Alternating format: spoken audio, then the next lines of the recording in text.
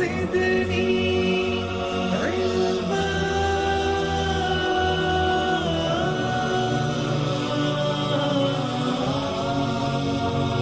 رب زدني علما.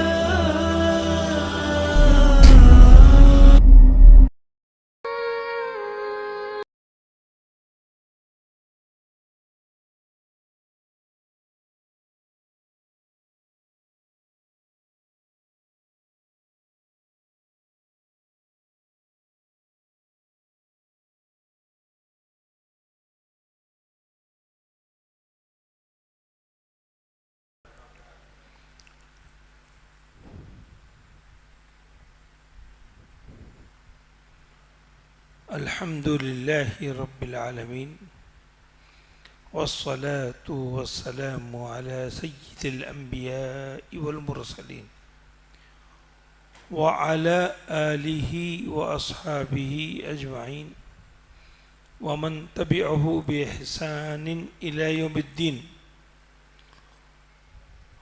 اللهم علمنا بما ينفعنا وانفعنا بما علمتنا. رب زدني علما رب اشرح لي صدري ويسر لي أمري واحلل عقدة من لساني يفقه قولي. برادران اسلام، معزز بزرگوں، عزیز نوجوانوں، اسلامی ماں بہنوں، پیارے بچوں، اللہ تبارک تعالیٰ کا ارشاد ہے، سورہ بقرہ کی آیت نمبر 114 ہے، اعوذ باللہ من الشیطان الرجیم وَمَنْ أَظْلَمُ مِمَّنْ مَنَعَ مَسَاجِدَ اللَّهِ أَنْ يُذْكَرَ فِيهَا اسْمُهُ وَسَعَى فِي خَرَابِهَا أولئك ما كان لهم أن يدخلوها إلا خائفين لهم في الدنيا خزي ولهم في الآخرة عذاب أليم. یہ سورہ بقرہ کی آیت نمبر 114 ہے.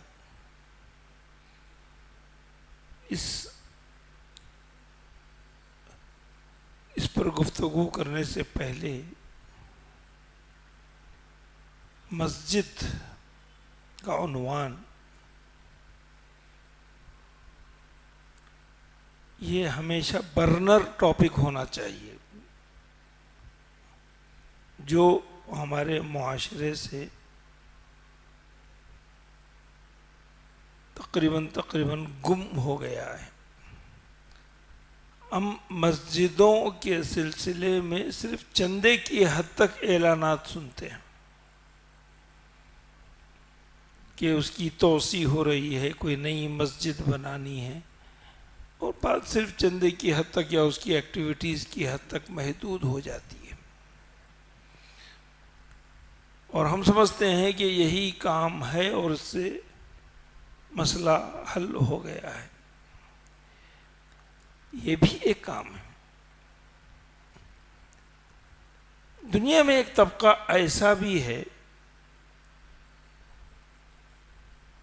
مسلمانوں میں اور غیر مسلموں میں جن کو مسجدوں سے نفرت ہے، جن کو مسجدوں سے دشمنی ہے.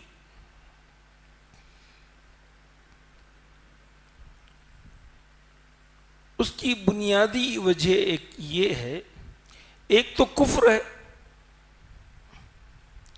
اور الاسلام ملہ والکفر ملہ، اسلام ایک امت ہے، کفر ایک امت ہے. تو ان کا اختلاف کرنا یا ان کا مسلمانوں کے خلاف کھڑے رہنا ایک فطری بات ہے. وہ تو ہر نبی کے زمانے میں اس طریقے سے ہوتا رہا، ورنہ اللہ کے رسول کیوں مکہ چھوڑتے، کیوں خانہ کعبہ کو کہتے کہ تو میں یہاں سے جانا نہیں چاہتا، مجھے یہاں سے نکلنے پر مجبور کیا جا رہا ہے. وہاں ان کی عبادتوں پر پابندی مختلف وجوہات سے. تو یہ معاملہ مسلمانوں مومنوں کے ساتھ، انبیاء کے ساتھ خاص طور پر، بعد میں مومنوں کے ساتھ ہر زمانے میں پیش آتا رہا. لیکن بعض لوگ تنگ نظری،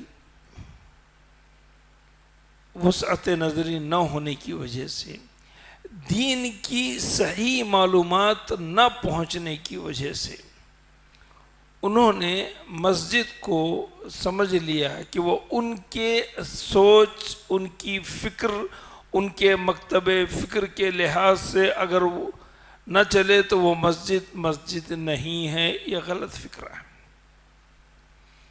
یہ فتنے کا فکرہ ہے. مسجد اللہ کا گھر ہے، وہ اللہ کا گھر اللہ کے نام سے جب بنایا گیا تو اس کی نسبت کسی اور طرف کرنا، نسبت نام الگ بات ہے، نسبت کہ مسجد فلاں کی ہے، یہ مسجد فلاں کے لیے ہے، فلاں نہیں آ سکتا، فلاں آئے گا تو اس کے خلاف کارروائی کی جائے گی، مسجد دھلائی جائے گی. یہ سب کم عقلی کی دلیل ہے، اسلام کے نہ سمجھنے کی دلیل ہے. ان لوگوں کو تو خانہ کعبہ 1000 مرتبہ دھونا چاہیے جہاں پر ابو جہل بھی عبادت کرتا تھا، ابو لہب بھی کرتا تھا، عقبہ بن ابی معیط بھی تھا، امیہ ابن خلف بھی تھا. تو وہ تو پورے کافر تھے جو خانہ کعبہ کے اندر آباد تھے. تو یہ فکرہ زمانے کے اندر وسعت سہولیات زیادہ ہونے کے باوجود بھی اندھے پن اور تقلید کی وجہ سے اس طریقے کے واقعات پیش آ رہے ہیں، اور یہ بہت ہی تکلیف دہ ملت کے لیے، اسلام کے لیے. قرآن نے کسی کا ذکر نہیں کیا نام لے کر. وَمَنْ أَظْلَمُ، اس سے زیادہ ظالم کوئی شخص ہو سکتا ہے؟ اس سے زیادہ ظالم شخص کوئی ہو سکتا ہے؟ پہلے اس کی جرم کی اور اس کے ظلم کی کیفیت کی طرف اشارہ کیا گیا ہے، جرم ذکر بعد میں کیا جا رہا. پہلے اس کے جرم کی شنیعت، اس کی سنگینی بتایا جا رہا ہے کہ ایسا آنے والی جو بات ہے اس کے بارے میں کہ ایسا شخص ظالم ہی کر سکتا ہے، وہ پکا ظالم ہے اور بہت بڑا ظالم ہے، کیونکہ یہاں پر اس میں تفضیل کا صیغہ ہے. دوسرے جرائم کو ایک حد تک کم گردانا جا سکتا ہے، معاف کیا جا سکتا ہے، اس کی تلافی کی جا سکتی ہے، لیکن یہ جرم قابل معافی نہیں ہے. ومن اظلم، اس سے زیادہ ظالم کون ہے؟ جو اللہ کے گھر کے لیے رکاوٹ پیدا کرے. ممن منع مساجد اللہ، کوئی مخصوص مسجد کا ذکر نہیں، مساجد اللہ مطلقاً اللہ کی. عربی زبان میں مسجد یہ وزن ہے مفعل، اس کے معنی آتے ہیں پلیسمنٹ کے، جگہ کے، وہ جگہ جہاں پر سجدہ کی جائے. ویسے ساری دنیا مسجد ہے، یہ عمومی طور پر ہے کہ جہاں انسان نماز پڑھنے کے لیے کھڑا ہو جائے وہ مسجد ہے. لیکن ایک چیز کی نسبت جگہ کو مخصوص، اس کی چہار دیواری اور اس کا اہتمام، یہ اسلام کا شعار ہے. شعار کا مطلب اسلام کا سمبل ہے، سمبل، علامت ہے. مومن ہے تو مسجد ضروری ہے، یہ اسلامی تاریخ کا اعلان ہے. آدم علیہ السلام زمین پر آئے تو انہوں نے سب سے پہلے، قرآن کا اعلان ہے کہ سب سے پہلے، ابھی ان کی آل و اولاد نہیں ہوئی، ابھی خاندان قبیلہ نہیں پھیلا، سب سے پہلے انہوں نے خانہ کعبہ کی بنیاد رکھی.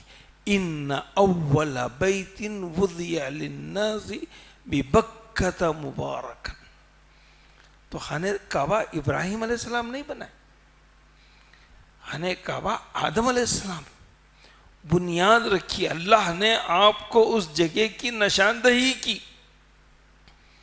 وہ جگہ بتائی، اس جگہ پر تم کو خانہ کعبہ کی بنیاد رکھنی ہے۔ تو ان اول بیت، ابھی کوئی عبادت کرنے والوں کا جمگٹا نہیں ہے، ایک انسان، ایک مرد ایک عورت زمین پر آئے ہیں، تو ان کے لیے وہ مسکن، مرکز، مستقر، ہیڈ کوارٹر، جو کچھ تصور کیا جا سکتا ہے وہ کہا کہ پہلے تم اس کو بناؤ، جو کچھ کیا جا سکتا ہے تم اس کو بناؤ، یہ کہا گیا۔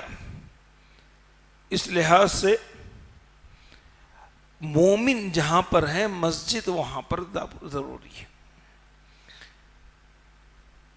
اسلام میں اللہ کے رسول صلی اللہ علیہ وسلم مکہ چھوڑ کر جب مدینہ آئے، ابھی مدینہ پہنچے نہیں، ٹارگٹ مدینہ ہی تھا، ہدف مدینہ ہی تھا، منزل مدینہ ہی تھی۔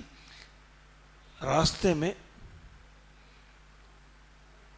اہل قباء نے آپ کا استقبال کیا، مہمان نوازی کی، گرم جوشی سے آپ کو اپنے پاس رکنے کے لیے کہا۔ یہ کوئی پری پلان نہیں تھا، یہ انیکسپیکٹڈ تھا۔ اللہ کے رسول صلی اللہ علیہ وسلم وہاں سے کوئی پری پلان ہجرت کر کے مجھے قباء میں 4 دن ٹھہرنا ہے ایسا نہیں کہا، انیکسپیکٹڈ تھا۔ تو وہاں کے رؤسا، وہاں کے عمرہ، وہاں کے اہل طبقہ نے آپ کی بابت سنا، آپ کا استقبال کیا۔ ورنہ مدینے میں لوگ بے چین تھے، روز روز نکل کر سنیت الوداع پر جا رہے تھے کہ آج آئیں گے آپ، کل آئیں گے، ابھی پھر شام ہو جاتی، سورج زوال کا وقت شروع ہو جاتا، تو کہتا کہ اب یہ مسافرین آنے کا وقت نہیں ہے، پھر لوگ اور بچے اپنے گھروں کو چلے جاتے، روز استقبال کر رہے تھے۔ تو یہ کوئی انیکسپیکٹڈ تھا کہ اللہ کے رسول صلی اللہ علیہ وسلم اتفاقاً ان کی دعوت پر قباء میں ٹھہرے، جس کا نام ایک عالی بھی ہے۔ ہمارے پاس باہر سے لوگ آتے ہیں نا، ہمارے بہت سارے حیدرآباد کے گلف میں رہتے ہیں، آسٹریلیا میں ہیں، انگلینڈ میں ہیں، آج تو کیا کرتے ہیں، دعوتیں دعوتیں دعوتیں دعوتیں۔ کوئی ایسا کارنامہ ہے انہوں آنے کے بعد بھی کسی مسجد کا افتتاح کیا ہو، کسی مدرسے کا افتتاح کیا ہو، کسی کے حق کے اندر کار خیر کا کوئی لائبریری کا کام کیا ہو، ایسا کسی دیکھتے ہیں؟ آتے ہیں نا، ہزاروں لوگ آتے ہیں ہمارے رشتہ دار، ہماری کوئی ایسی ایکٹیویٹیز نہیں ہوتی۔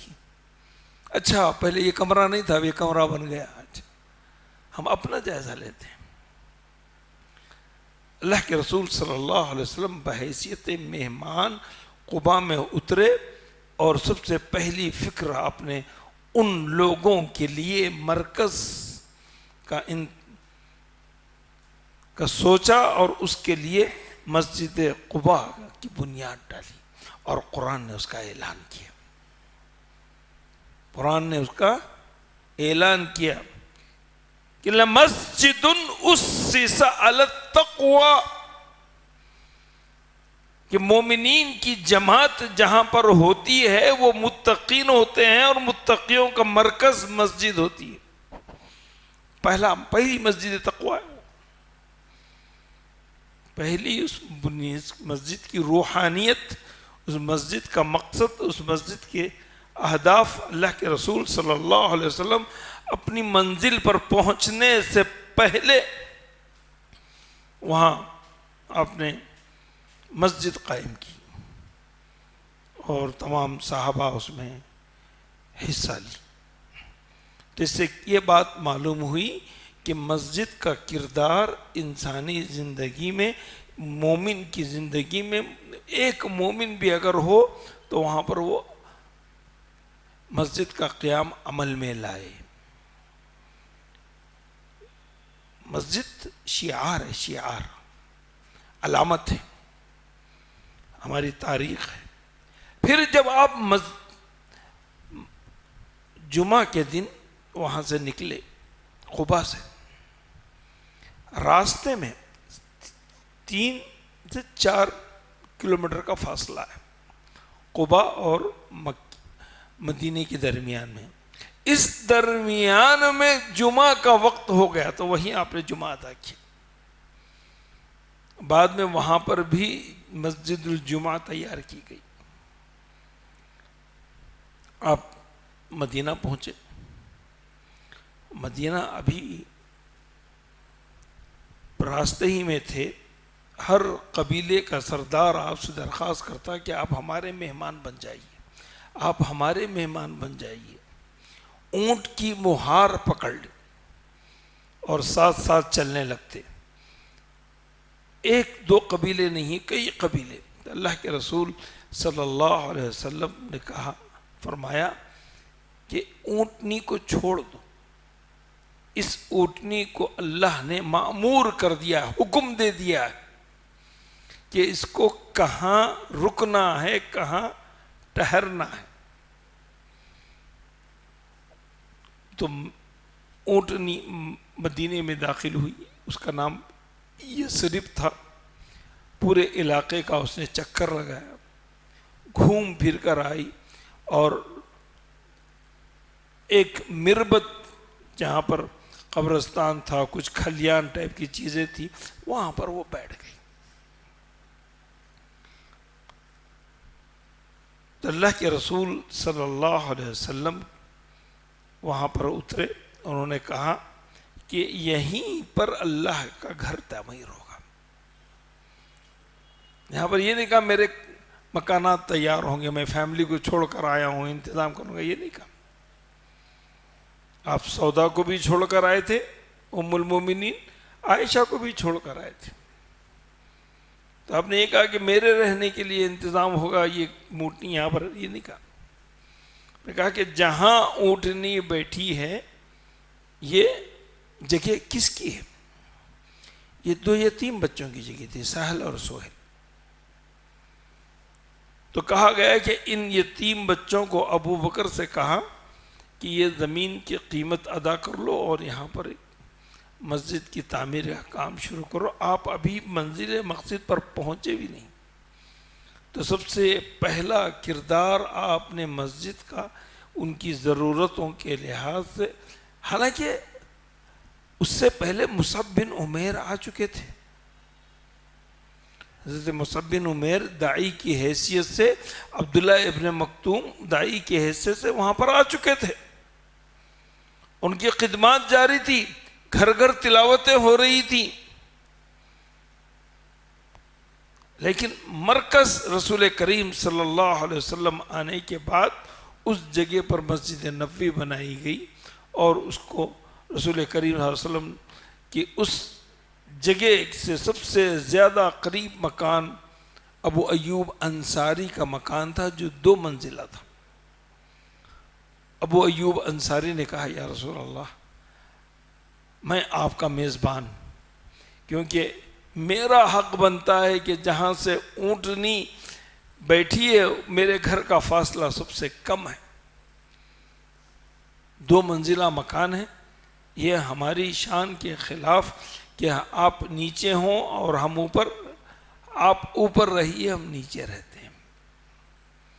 یہ احتراماً حضرت ابو ایوب انصاری نے اللہ کے رسول سے درخواست کی. اللہ کے رسول نے فرمایا کہ نہیں, لوگوں کی آمد و رفت رہے گی, لوگوں کو ملنے جلنے میں, اوپر آنے جانے میں زحمت ہوگی, تو میں نیچے ہی رہتا ہوں, تم لوگ اوپر رہو, اس میں کوئی حرج نہیں ہے.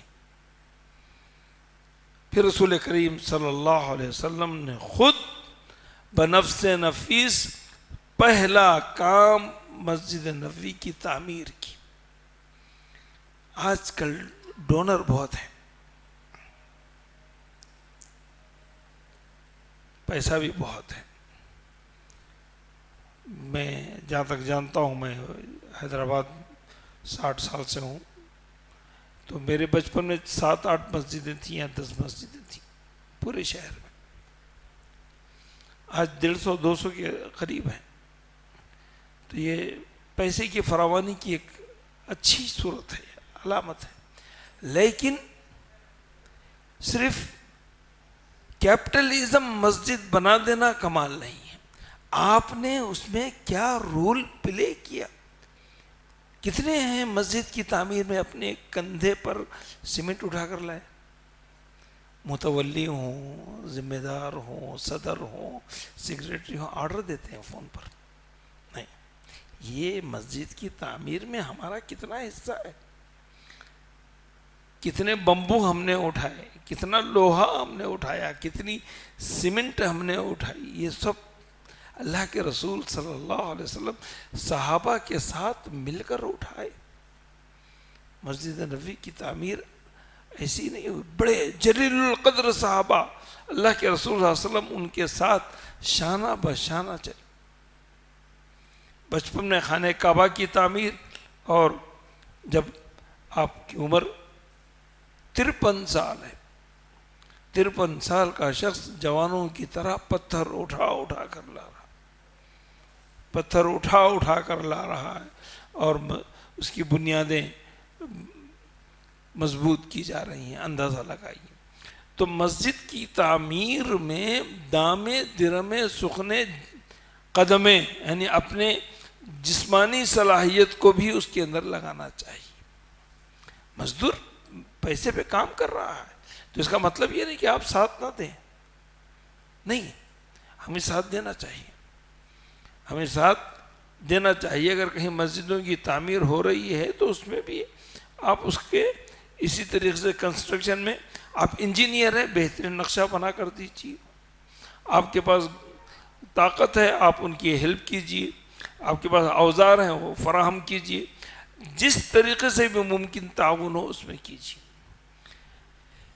یہ مسجد کا ایک تعارف ہوا جو میں نے آپ کے سامنے پیش کیا. لیکن مسجد اس کے بعد صرف مسجد نہیں ہے. یہ کانسیپٹ ہمارے پاس بہت محدود ہو کے رہ گیا ہے. مسجد اللہ کے رسول صلی اللہ علیہ وسلم نے اس لیے نہیں بنائی کہ صرف 5 وقت کی نماز قائم ہو جائے.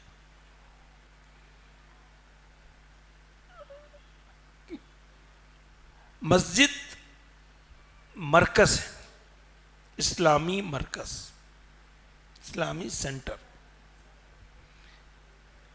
ہجرت کر کے جو صحابہ آتے بے سروپا، جن کی فیملی نہیں ہوتی، بیچلر ہوتے، سب کچھ لٹاتے، تو ان کے لیے ایک چبوترا بنایا گیا مسجد کے صحن میں. ان کی تعداد شروع میں کم تھی، وہ 400 تک پہنچی. تو وہ ان کے قیام کا اور ان کی تعلیم کا ذریعہ بنا. تو مسجد ایمرجنسی حالات میں مسلمانوں کے لیے قیام گاہ بھی ہے اور تعلیم گاہ بھی ہے. یونیورسٹی ہے، یونیورسٹی کا کردار ہے مسجد کا. مسجد میں 10 حلقے تھے، ایک نے دو نے 10 حلقے.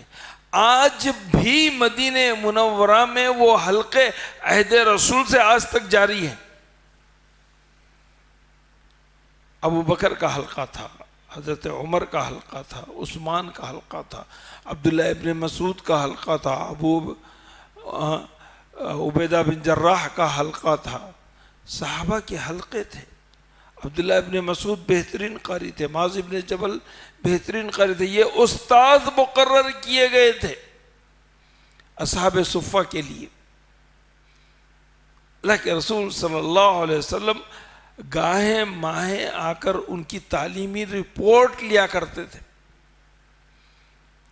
اس میں سے تو بعض صحابہ کی روایت آتی ہے کہ ہمارے پاس اوپر پہننے کے لیے کچھ نہیں ہوتا تھا، ہم تہبند باندھے ہوئے رہتے تھے. اللہ کے رسول صلی اللہ علیہ وسلم وہاں سے گزرتے تو ہم اپنے تہمت کو سنبھال کر بھاگتے اللہ کے رسول سے ملاقات کے لیے. پھر پوچھتے اللہ کے رسول کہ آج تم نے کیا پڑھا ہے؟ تو بتاتے ہیں معاذ ابن جبل نے سورتیں یاد دلائیں، ابی ابن کعب نے پڑھایا، حضرت علی حضرت عمر نے پڑھایا. ایک دوسرے کو سنتے سناتے یہ تعلیمی مرکز، اب ہمارے پاس اس کی نوعیت بہت محدود ہو کر رہ گئی ہے. اس کی نوعیت بچوں کو ناظرہ قرآن یا صرف قاعدے کی حد تک رہ گئے ہیں. نہیں،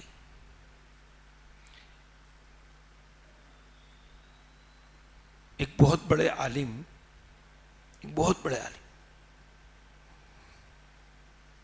ان سے پوچھا گیا آج بھی علماء پیدا ہو رہے ہیں اور آپ بھی ایک عالم ہیں، آپ کا علم اتنا پختہ، اور آج جو یونیورسٹیز میں پڑھ رہے ہیں، جامعات میں پڑھ رہے ہیں، ان کا علم اتنا گہرا، اتنا پختہ نہیں، اس کی وجہ کیا ہے؟ تو انہوں نے ایک بڑی پیاری بات کہی ہے، علمی بات ہے لغت کے لحاظ سے. انہوں نے کہا کہ تم نے جامعہ میں پڑھا، جامعہ یونیورسٹی کو کہتے ہیں اور یہ مؤنث ہے عربی میں، اور ہم نے جامع میں پڑھا، مسجد میں پڑھا ہم نے، اور یہ مذکر ہے، اور مذکر مؤنث پر غالب آتا ہے. ہماری تعلیم جامع میں ہوئی ہے. ہم نے امام مالک کی موطا عمر فلاطہ کے پاس مسجد نبوی میں اللہ کے رسول صلی اللہ علیہ وسلم کے روضے سے متصل روضۃ من ریاض الجنہ میں پڑھا ہے. ہم نے بخاری ابو بکر الجزائری باب الرحمہ کے سامنے، ابھی اس وقت مسجد پختہ تعمیر نہیں ہوئی تھی، شیڈز تھے، اس میں بیٹھ کر ہم نے پڑھا ہے.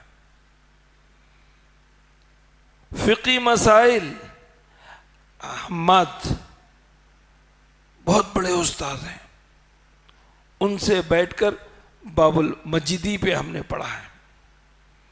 تو جامع کی جو تعلیم ہے یہ وقت کی پابند نہیں، جامعات کی جو تعلیم ہے وہ وقت کی پابند ہے. تو اس زمانے میں محدثین صحابہ کرام کے زمانے میں لوگ اپنے اپنے کاروبار سے لگے رہتے تھے. جب مسجد آتے تھے اس کے بعد ان کے حلقے ہوتے تھے. اللہ کے رسول صلی اللہ علیہ وسلم نے فرمایا، میں مسجد میں داخل ہوا، 2 جماعتیں ہیں. میں مسجد میں داخل ہوا، 2 جماعتیں ہیں. میں سوچ میں پڑ گیا کس میں بیٹھ جاؤں. اللہ کے رسول کہتے ہیں ایک ذکر، حلقہ ذکر میں، تسبیح میں، تحمید میں، تسبیح میں ایک حلقہ ہے، ایک جماعت بیٹھی ہوئی ہے. دوسری یتدارسون بینہم، ایک دوسرے کو افہام و تفہیم کی بات کر رہے ہیں، پڑھا رہے ہیں. اللہ کے رسول صلی اللہ علیہ وسلم نے فرمایا تمہیں ایک مجلس اللہ کے بیت من بیوت الجنہ، کسی بھی اللہ کے گھر میں، بیت من بیوت الجنہ، اللہ کے گھروں میں ذکر ہے. بیت من بیوت اللہ، یہ اللہ کا گھر ہے. اللہ نے کہا میرے گھر پر آنے والے میرے مہمان ہیں، ضیوف الرحمن، ہم ضیوف الرحمن ہیں. شان کتنی عظیم شان ہے، معلوم ہے؟ اتنی عظیم شان ہے.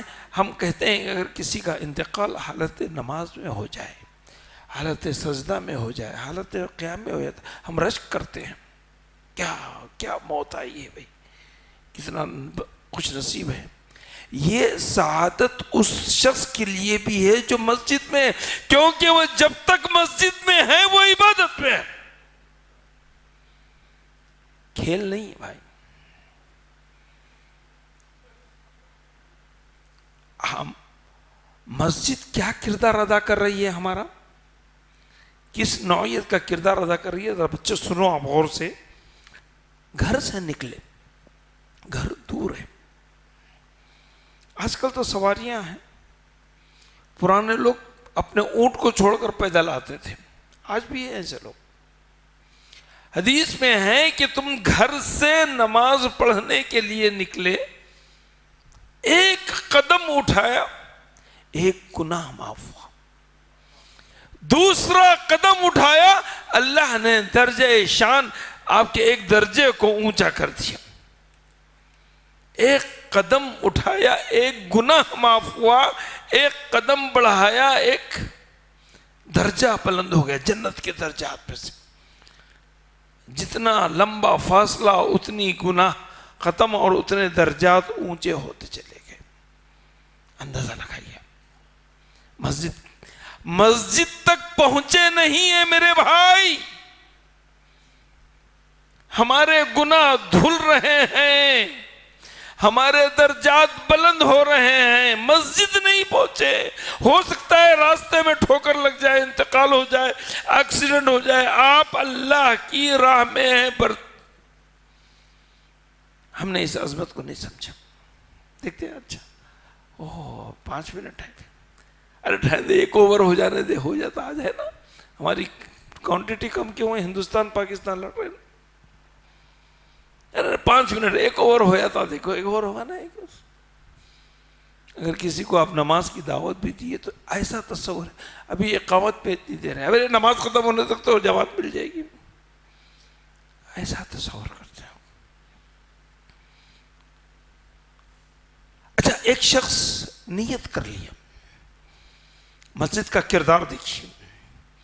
ایک شخص نے نیت کر لی کہ مجھے نماز پڑھنی ہے. اجی منہاج سے پوچھا, بیٹا نماز کتنے بجے ہے؟ انہوں نے کہا شیخ 8:45 بجے. میں بولا ٹھیک ہے, میں پڑھ کر آتا ہوں. میں ٹھیک ہے. پھر اس کے بعد انہوں نے مجھے فون کیا کہ نہیں شیخ, نماز 8:30 بجے, نماز 8:30 بجے. اچھا ٹھیک ہے. ہم کسی مسجد میں جاتے ہیں, نماز 8:15 بجے ہے اس نظریے سے, لیکن معلوم ہوا 8 بجے نماز ہو گئی. لیکن ہماری نیت یہ تھی کہ مسجد میں باجماعت نماز پڑھیں, یا 8:30 کی جماعت تھی, معلوم بھی تھا ٹریفک میں پھنس گئے, راستے میں کوئی رکاوٹ آ گئی, حدث ہو گیا, وضو ٹوٹ گیا, آنے تک جماعت ختم ہو گئی. اللہ تعالیٰ کہتا ہے کہ اس بندے کو پورا پورا چلے, وہی جماعت کا اجر ہے جو اس نے نیت کی تھی. صحیح حدیث ہے میرے بھائی. کتنا کردار انسان کو سنوارتی ہے مسجد. ہم یہاں بیٹھے ہیں نا, ہم نہیں بیٹھے ہیں, ہمارے ساتھ 4 چیزیں اللہ کی. نمبر 1, اللہ کی رحمت. یہ ہر جگہ نہیں, بازاروں میں نہیں ہے, شراب خانوں میں نہیں ہے, عورتوں کے درمیان میں نہیں ہے, کھیل کود کے میدان میں نہیں ہے. رحمت. نزلت علیہم الرحمہ, وہ مجلس جو اللہ کے ذکر کے لیے قائم کی گئی. دوسرے سکونت ہے. سکونت, دماغی سکون. اللہ کی قسم کئی بیماریاں ہمارے درمیان میں ہوں گی. اس وقت دلوں کی حالت دیکھ لیجئے, آپ بلڈ پریشر چیک کر لیجئے گا, نارمل رہے گا. یہ اس مسجد کی خصوصیت ہے کہ یہاں پر ہم سکونت کی حالت میں ہیں, سکون میں ہیں, بالکل اطمینان میں. دوسری صفت,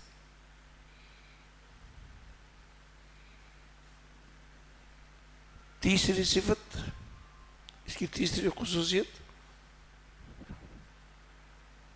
اللہ تبارک تعالی ہمارا ذکر آسمان میں کرتا ہے. اللہ تعالی ہمارا ذکر آسمان میں کر رہا ہے, ان کے پاس جو اس کے پاس بیٹھے ہوئے ہیں, اور فرشتوں سے زمین پر کہتا ہے کہ میرے بندوں کی مقبولیت کو زمین پر عام کر دو. یہ مسجد کا کردار ہے. یہ اس حدیث میں مسجد کا ذکر ہے, فی بیت من بیوت اللہ, یہی کسی فنکشن حال میں آپ کریں تو اس کی نوعیت الگ ہے، اس کا اجر و ثواب الگ ہے، لیکن یہ وہ درجے میں نہیں آ سکتا جس درجے میں ہم ہیں۔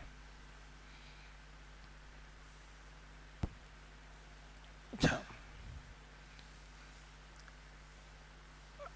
عمرے کا خرچ کتنا ہے بھائی؟ 1,00,000 نہیں، نارمل 1,00,000 خرچ ہے۔ اللہ کے رسول صلی اللہ علیہ وسلم نے فرمایا جس نے وضو کیا، بہترین وضو کیا، جس نے وضو کیا بہترین وضو کیا اور مسجد قباء گیا، اپنے گھر سے وضو کر کر مسجد قباء گیا، جو ابھی میں نے ذکر کیا کہ لمسجد اسس علی التقوی، 2 رکعت نماز پڑھی نفل، 2 رکعت نماز پڑھی نفل، اس کو 1 عمرے کا ثواب۔ اگر آپ دن میں 10 مرتبہ کریں گے، 10 مرتبہ ہر دن کریں گے، ہر دن۔ اللہ کے رسول کا معمول تھا ہفتے کے دن مسجد قباء جاتے تھے۔ اچھا، فجر تو پڑھتے ہی ہیں۔ حج کا خرچ کتنا ہے آج کے زمانے میں؟ 4,00,000۔ ہائی فائی لیں گے تو 5,00,000۔ روز حج، اللہ کے رسول صلی اللہ علیہ وسلم نے فرمایا کہ مومن گھر سے نکلا، خلفہ نور امامہ نور یمینی نور شمالہ نور، تاریکی میں نکلا، اس کے آگے نور، پیچھے نور، دائیں نور، بائیں نور، اوپر۔ مسجد پہنچا، مسجد پہنچا، اس نے فجر کی نماز پڑھی 2 رکعت جماعت کے ساتھ، سورج طلوع ہونے تک اسی جگہ بیٹھا رہا پاکی کی حالت میں۔ سورج طلوع ہوا تو 2 رکعت نماز پڑھی، 2 رکعت، زیادہ نہیں، رکعتین۔ اللہ کے رسول صلی اللہ علیہ وسلم خاتم النبیین وما ينطق عن الہوى، جو اپنی مرضی سے زبان نہیں ہلاتے، وہ کہتے ہیں تامہ تامہ تامہ، ایسے شخص کے لیے 1 حج 1 عمرے کا ثواب، ایسے شخص کے لیے 1 حج 1 عمرے کا ثواب، پورے کا پورا، پورے کا پورا، کوئی کم و کاست نہیں۔ یہ کردار ادا کرتی ہے ہم مسجد ہمارے عمل میں، ہمارے عمل میں۔ ابھی ایک حدیث میری نظر سے گزری، مسلم کی روایت ہے، اس میں لکھا ہے ایک جگہ اللہ کے رسول صلی اللہ علیہ وسلم گئے، ایک شخص بدو ہے، اس کے ساتھ اس کا اونٹ ہے، وہ اونٹ اللہ کے رسول صلی اللہ علیہ وسلم کے قریب میں آیا۔ اس شخص نے اللہ کے رسول صلی اللہ علیہ وسلم سے کہا کہ یا رسول اللہ، میرے حالات اب نارمل ہیں، نارمل نہیں ہیں، روزگار صحیح سے نہیں چل رہا ہے، اب اپ ڈاؤن ہے، کاروبار صحیح نہیں ہے۔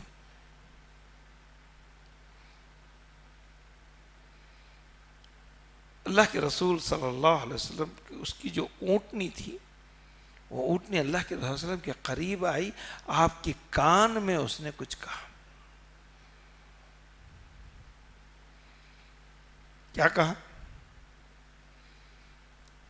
نے کہا یا رسول اللہ، میرا مالک فجر کی نماز نہیں پڑھتا ہے جماعت کے ساتھ، مسجد نہیں جاتا ہے، فجر کی نماز اسے چھوٹ جاتی ہے، برکت کہاں سے آئے گی؟ رحمت کہاں سے آئے گی؟ ایک جانور اس چیز کو محسوس کر رہا ہے کہ اس کا مالک اپنے رب کے آگے سجدہ نہیں کر رہا، مسجد کا کردار ادا نہیں کر رہا، مسجد کا حق ادا نہیں کر رہا۔ کوئی بے وضو ہے نماز کے لیے یہاں پر جو آیا؟ مجھے شک ہوا، آنے کے بعد میں پہلے وضو کے لیے گیا، مسجد میں حدیث سنیے بھائی، کتنی بڑی فضیلت کی بات ہے. مسجد میں داخل ہوتے ہیں تو دو چیزیں ہمارے ساتھ ہوتی ہیں. ایک حضرت شیطان، ایک دوسرا اللہ تعالیٰ فرشتہ ہمارے ساتھ کر دیتا ہے، الگ سے ایک فرشتہ ہمارے ساتھ کر دیتا ہے. جب تک مسجد میں باوضو ہیں، شیطان یہ چاہتا ہے کہ آپ کا وضو ٹوٹے، وسوسے آ جائے، پیٹ میں گڑبڑ ہو گئی، ہوا خارج ہو گئی، پیشاب آ رہا ایسا نکل گیا، کئی خطرے ٹپک گئے، عجیب عجیب عمر کے لحاظ سے جیسے جیسے شیطان کی یہ خواہش ہوتی ہے کہ وہ بے وضو رہے مسجد میں اگر رہا بھی تو. اور فرشتے باوضو شخص کے ساتھ اس وقت تک رہتے ہیں جب تک اس کا وضو نہیں ٹوٹتا. جب تک اس کا وضو نہیں ٹوٹتا فرشتے اس کے حق میں، وہ بیٹھا ہوا ہے، فرشتے اس کے حق میں دعائیں کرتے چلے جاتے ہیں، اس کے درجات کی، اس کی گناہوں کی معافی کی. اگر بیٹھا ہوا انسان دوسرے کے حق میں دعا کر رہا ہے، میرے بھائی کو صحت دے دے، میری بچی کی، بھائی کی بچی کی شادی کرا دے، میرے دوست کے کاروبار کو بہتر کر دے، وہ جو فرشتہ اللہ نے اس کے ساتھ اس کے سرہانے کھڑا کیا ہے، وہ کہتا ہے اے مولا اس کے ساتھ بھی وہی کر، اس کی صحت بھی ٹھیک کر دے، اس کو بھی نوکری سے لگا دے، اس کے رزق میں بھی برکت دے، اس کی بچی کے لیے بھی رشتے لے کر آئے. ہمارے معاونین فرشتے اس جگہ پر یہ معاونین ہیں.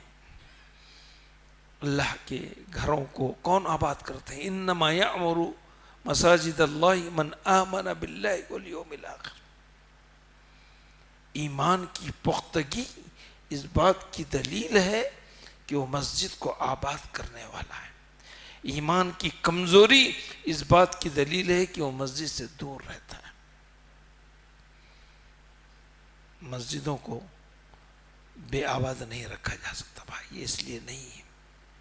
مسجدیں آباد رہنے کے لیے اللہ کے رسول صلی اللہ علیہ وسلم نے فرمایا بندے اور مومن میں اور کافر میں فرق یہی ہے، اس کے خادمین کے درجات اونچے ہیں. اللہ کا نام یہیں سے بلند ہوتا ہے. قیامت کے دن ان مؤذنین کی گردنیں بھی اونچی ہوں گی. اور یہ زمین، ایک مرتبہ اللہ کے رسول صلی اللہ علیہ وسلم عمرے کے سفر میں تھے، حالت احرام میں تھے. ایک جگہ آپ نے پڑاؤ ڈالا،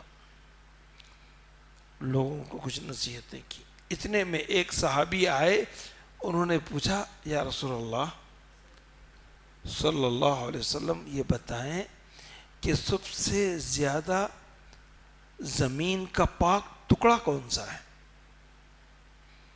اللہ کے رسول صلی اللہ علیہ وسلم نے اپنی طرف سے کوئی جواب نہیں دیا. کہنے لگے وحی آئے گی، جبرائیل آئیں گے تو میں تمہیں بتاؤں گا. اپنی طرف سے وما ينطق عن الهوى. کچھ وقت گزرا، آپ صحابہ کے ساتھ بند و نصائح میں گفتگو میں مصروف تھے. تھوڑی دیر کے بعد جبرائیل علیہ السلام آئے. آنے کے بعد آپ پر وحی نازل ہوئی تو پوچھا وہ شخص کہاں ہے جس نے یہ پوچھا تھا کہ زمین کا سب سے پاک ٹکڑا کون سا ہے؟ تو وہ شخص آئے. آنے کے بعد انہوں نے کہا کہ ابھی جبرائیل میرے پاس آئے اور انہوں نے کہا کہ اطہر بقعۃ الارض مساجد اللہ، زمین کا سب سے پاک ٹکڑا اللہ کی مسجدیں ہیں. زمین کا سب سے پاک ٹکڑا. اسی لیے اعتکاف مسجدوں میں رکھنے کے لیے کہا گیا وَالْعَاكِفُونَ فِي الْمَسَاجِدِ. گھر کے اندر رہیں گے اعتکاف کہہ سکتے ہیں عورتوں کے لیے جائز ہے نہیں. والعاکفون فی المساجد، مسجد کے اندر اعتکاف. مسجد اللہ تبارک تعالیٰ نے اس کو آخرت کا ذریعہ بنایا ہے، اس لیے کہا گیا کہ یہاں تجارت نہ کریں، سیل نہیں، دکانیں اندر نہیں. اللہ کے رسول صلی اللہ علیہ وسلم نے فرمایا لا اربح اللہ، اس شخص کو کوئی فائدہ نہ پہنچائے اللہ تعالیٰ جو یہاں پر بزنس کرے. مسجد کا مقام، آپ کی بزنس کی ایکٹیویٹیز مسجد کے باہر ہیں. اعتکاف میں ہاں بھائی ٹھیک ہے وہ ڈیلیوری کر دو آپ ہو جائے گا، وہ پیسے میں ڈال دوں گا، نہیں، کوئی بزنس میٹر مسجد میں نہیں آئے گا. کسی بھی فائدے نقصان کی بات نہیں ہوگی اپنے ذاتی طور پر. یہ اس مسجد کی عظمت و شان یہ ہے کہ آپ موبائل گھر میں بھول کر آ گئے، سوچ گئے ہاں میں یہاں ہو گیا، امام صاحب سے پوچھ رہے ہیں، مؤذن صاحب سے پوچھ رہے ہیں، یہاں دیکھیے کیا موبائل. نہیں، گم شدہ چیز کو مسجد میں تلاش نہیں کرتے. اللہ کے رسول نے کہا کہ جو شخص مسجد میں آ کے گمشدہ چیز کو تلاش کرے تو اس کے لیے بددعا دی گئی کہ تیری چیز ہی نہ ملے. لا رد اللہ.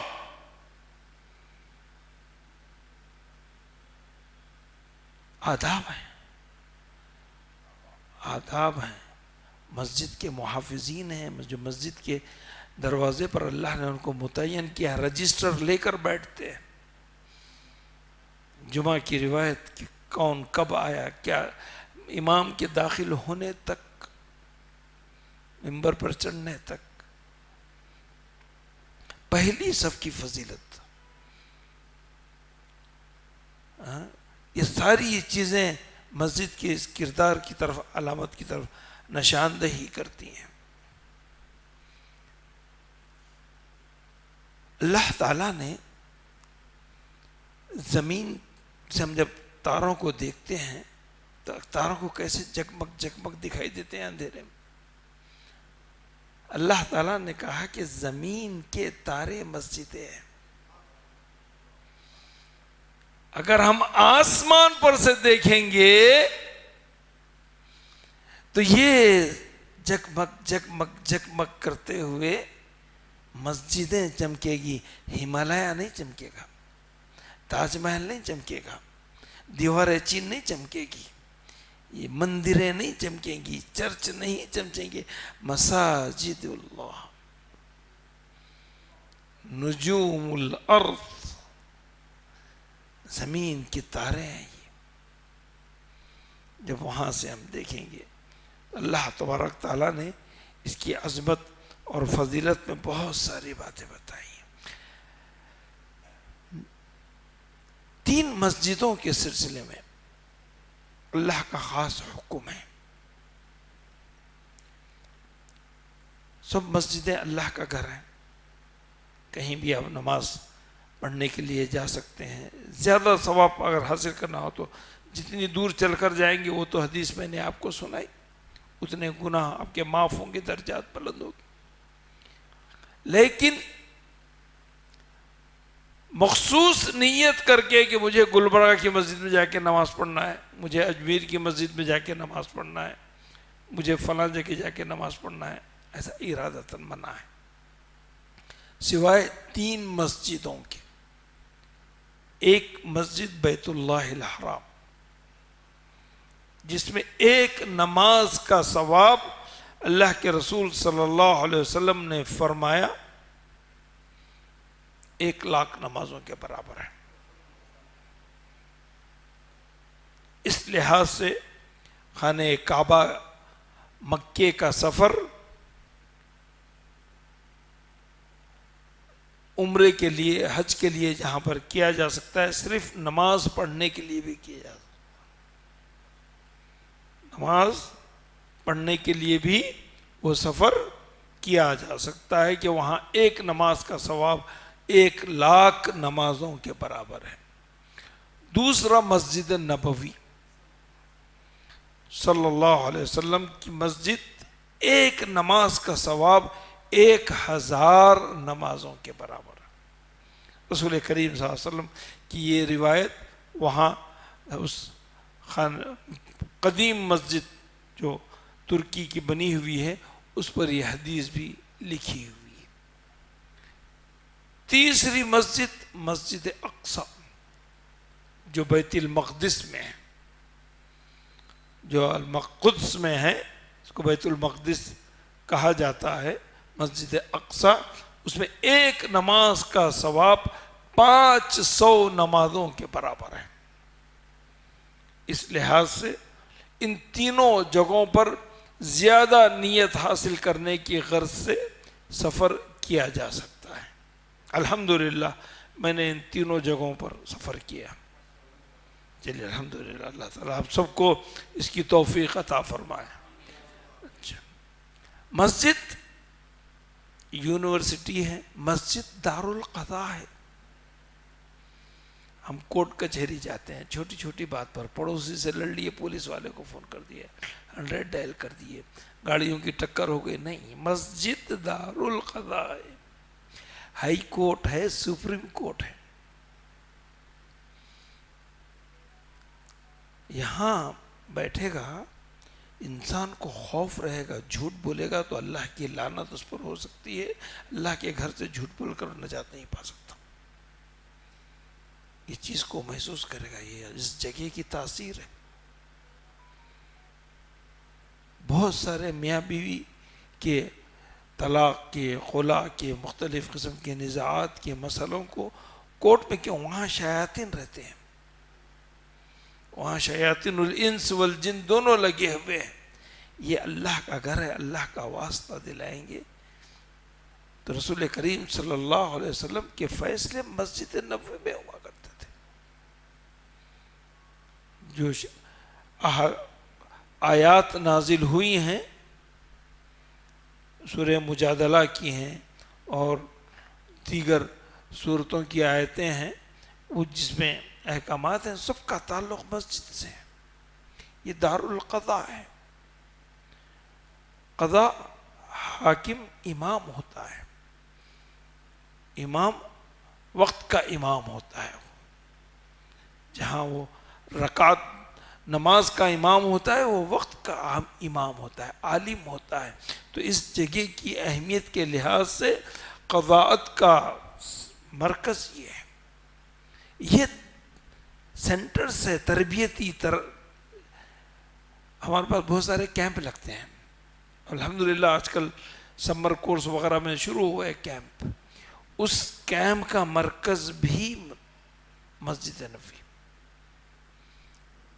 فوجیوں کی ٹریننگ۔ حضرت عائشہ کہتی ہیں کہ اللہ کے رسول صلی اللہ علیہ وسلم کی میں گردن میں سے منڈی اٹھا اٹھا کر دیکھتی تھی کہ حبشی جنگی کرتبے دکھاتے تھے اس کے میدان میں، مسجد نبوی کے میدان میں۔ تو ہم نے مختلف قسم کے، آج کے ٹریننگ سینٹر کیا ہے؟ کمپیوٹر سینٹر، بچوں کو IT کی تعلیم، ان مساجد میں اس کے مراکز ہونا چاہیے، ان مساجد میں ان کے مراکز ہونے چاہیے۔ مسجدیں، کتب خانے، لائبریریاں مسجدوں میں ہونی چاہیے۔ ہمارے جو اسلاف ہیں، محدثین ہیں، ان کے مراکز یہی مسجدیں ہوتی تھی، یہیں سے وہ دروس دیا کرتے تھے، ان کی کتابیں اور ان سے استفادے کے مواقع یہی مسجدیں ہیں۔ تو مسجد کا کردار عملی زندگی میں بہت بہت بہت بڑا ہے، جس کو ہم آئے دن مس کر رہے ہیں۔ آئے دن کچھ نہ کچھ چیزیں ہمارے پاس ہو سکتی ہیں۔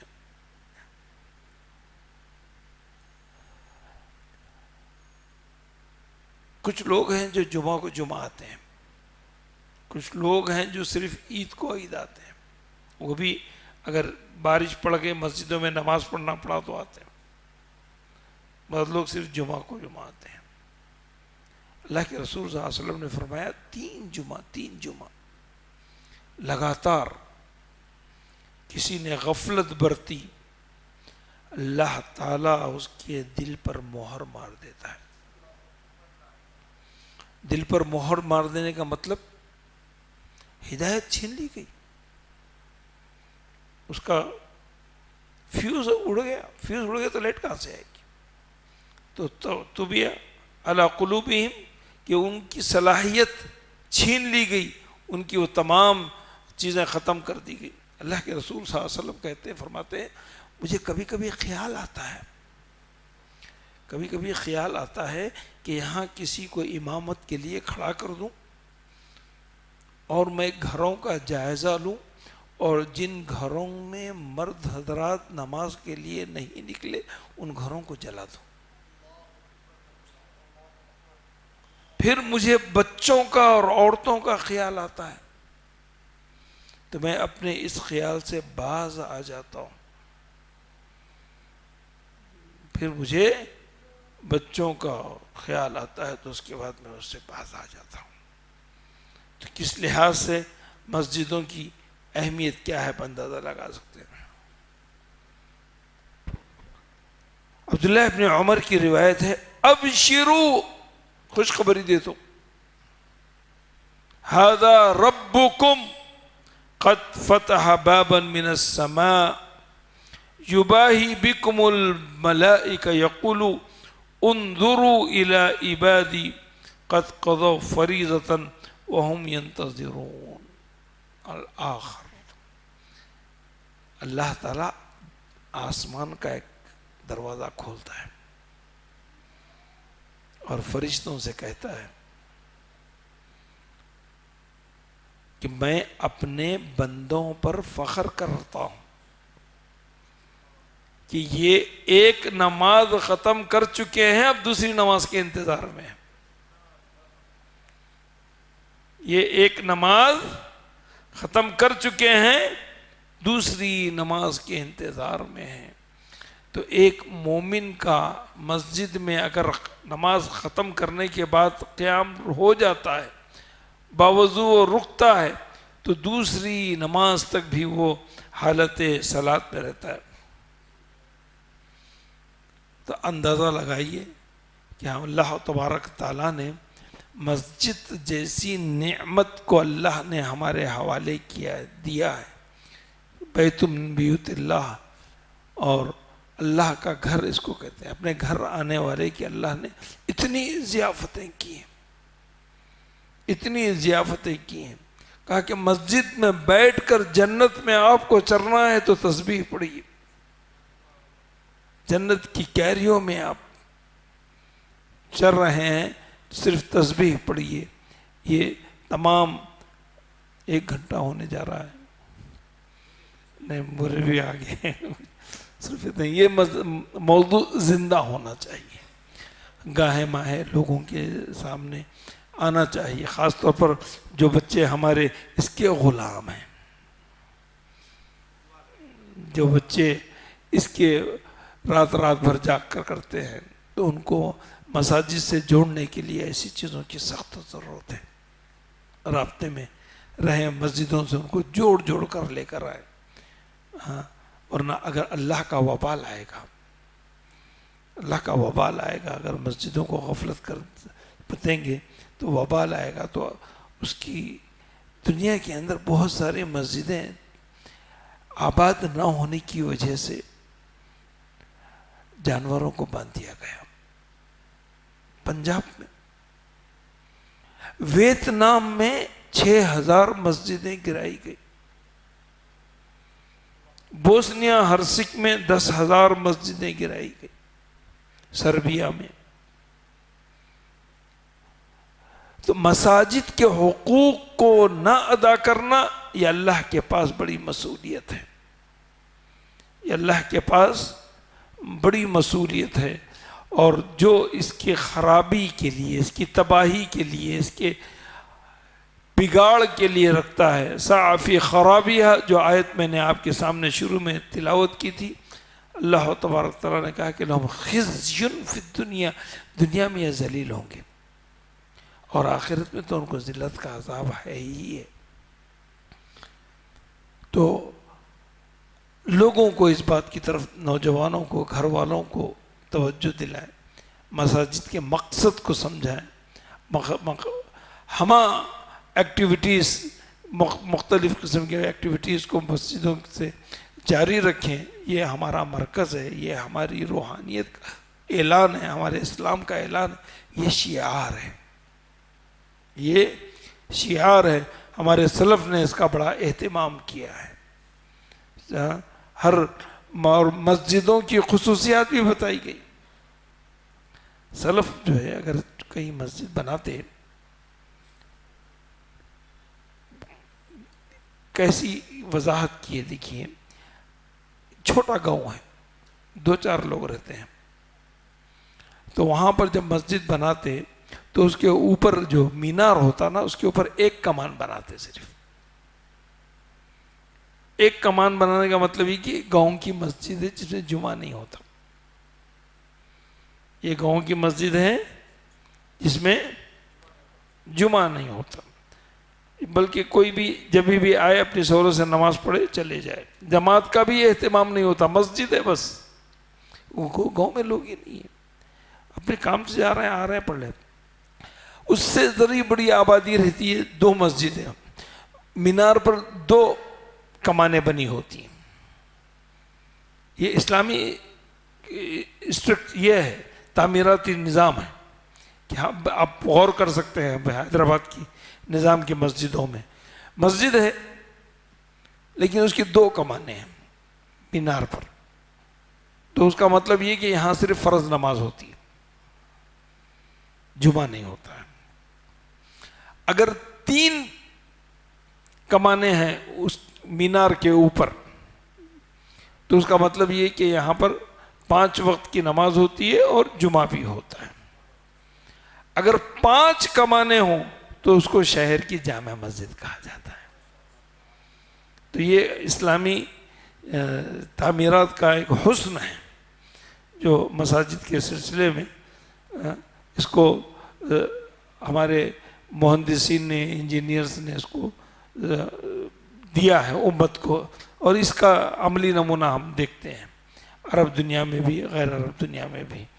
تو میں اللہ تبارک تعالیٰ سے دعا کرتا ہوں کہ اللہ تبارک تعالیٰ ہماری مسجدوں کو آباد رکھے، نوجوانوں کو اس سے جوڑ کر رکھے، اس کے خدمت گزاروں کو اللہ تبارک تعالیٰ ہر قسم کی مصیبتوں سے دور رکھے، آنے والی مشاکل کو حل فرمائے، اور اللہ تبارک تعالیٰ ہماری امت کو ہدایت دے اور نوجوانوں کو اس سے جوڑ کر اس کو آباد رکھنے کی توفیق عطا فرمائے.